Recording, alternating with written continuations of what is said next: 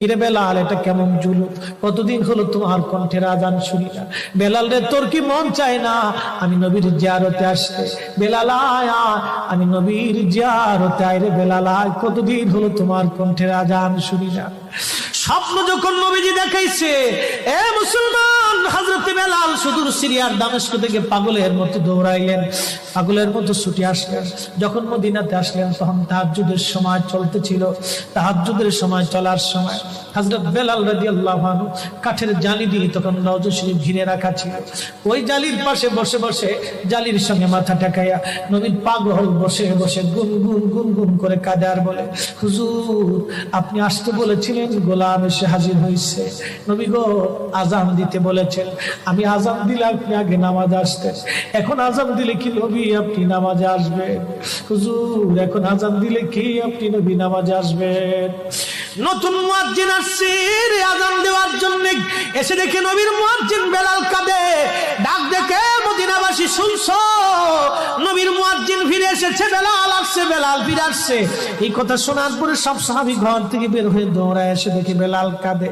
সাহাবীরা বলে, বেলাল আজান দাও, কতদিন হলো তোমার কণ্ঠের আজান শুনি না। বেলাল আজান দাও, কতদিন হলো আজান শুনি না রে বেলাল। বেলাল বলে, সাহাবীরা রে, আমি আজান দিলে কি নবী নামাজ আসবে বলো?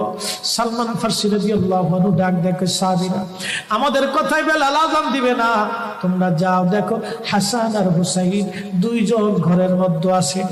ইমাম হাসান হুসাইন রাদিয়াল্লাহু আনহুমা যদি বলে তাহলে বেলাল অবশ্যই আজান দিবে। সালমান ফারসির পরামর্শে সাহাবীরা দৌড়ায় গেলেন। বর্তমান 7 নম্বর গেট বাবুস সালাম বরাবর একটা মসজিদ আছে, মসজিদে আলী। এটাই ছিল হযরত ফাতেমা রাদিয়াল্লাহু আনহার বাড়ি।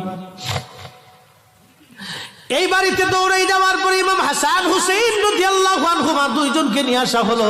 দুইজনকে নিয়ে আসার পরে হযরত ইমাম হাসানকে দেখতে আমার নবীর মতো দেখা যাইতো, চেহারাটা রাসূল করিমের চেহারার মতো ছিল।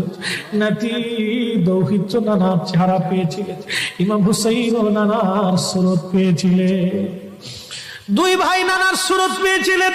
হযরত বেলাল রওজা শরীফ থেকে উঠে হযরতে হাসানের বুকের মধ্যে মাথা ঠেকায় কাঁদতেছে, ইমাম হুসাইনের বুকের মধ্যে মাথা ঠেকায় কাঁদে।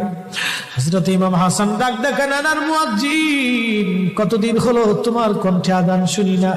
যেই কণ্ঠ দিয়ে নানার আযান শুনাইতা, যাও গো ওই কণ্ঠ দিয়ে আমাদেরকে আযান শোনায়া যাও।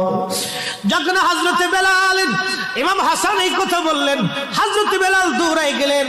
যেই বনু নাজ্জার গোত্রের মহিলা সাহাবীর ছাদের উপরে দাঁড়ায় বেলাল আযান দিত। আবু দাউদের 519 নম্বর হাদিসের মধ্যে আসছে, প্রত্যেক